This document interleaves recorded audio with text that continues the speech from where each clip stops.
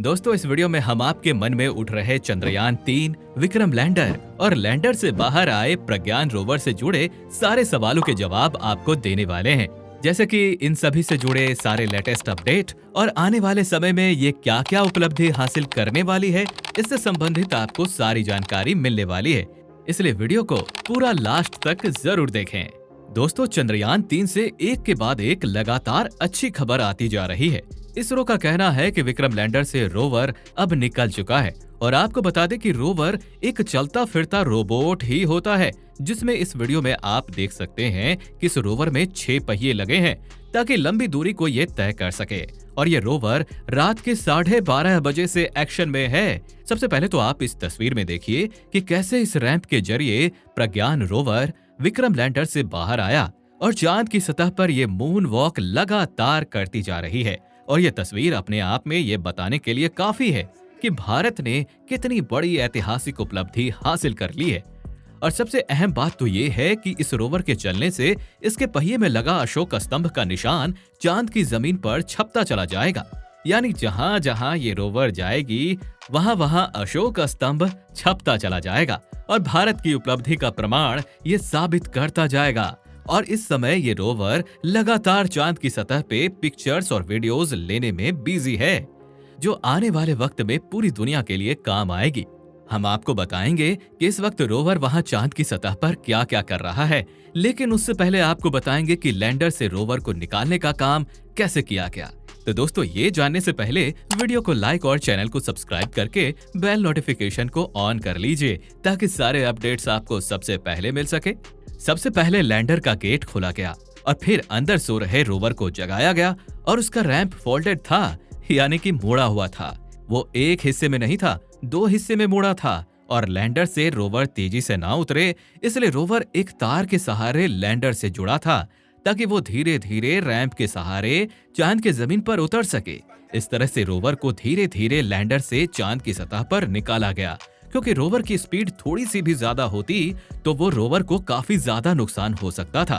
जब रोवर चांद की सतह पर उतर गया, फिर उसे एक्शन में आने की जरूरत पड़ी और उस समय दिन का समय था, इसलिए रोवर बहुत ही जल्द अपने आप को चार्ज करने में कामयाब भी हो गया।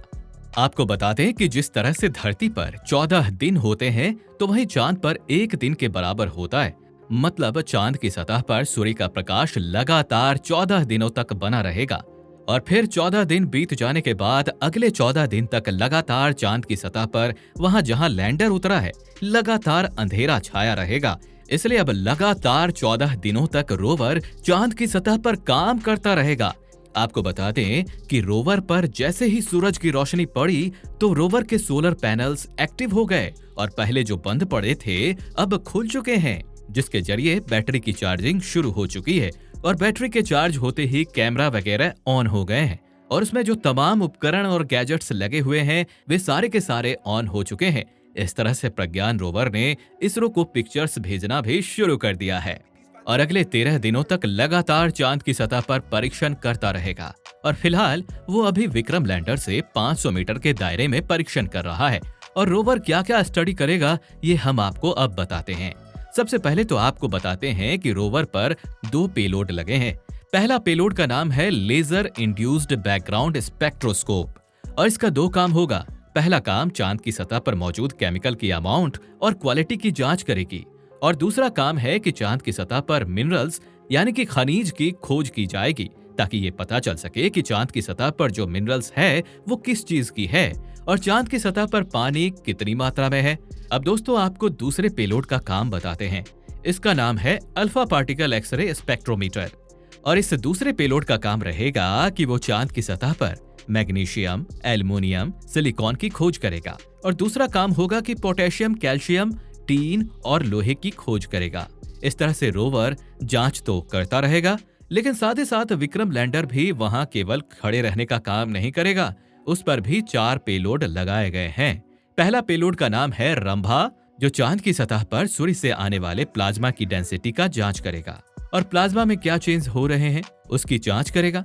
दूसरे पेलोड का नाम है चेस्टर, जो चांद की सतह पर तापमान की जांच करेगा।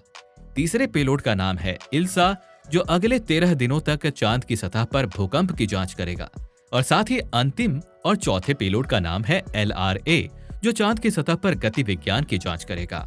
दोस्तों, ये जानकारी अच्छी लगी हो तो वीडियो को लाइक कर दीजिए, साथ ही कमेंट में भारत की इस ऐतिहासिक जीत के लिए जय हिंद अवश्य लिख दीजिए और चैनल को सब्सक्राइब करके बेल नोटिफिकेशन आइकन को ऑन कर लीजिए ताकि ऐसे ही और अपडेट्स आपको लगातार सबसे पहले मिलती रहे। धन्यवाद।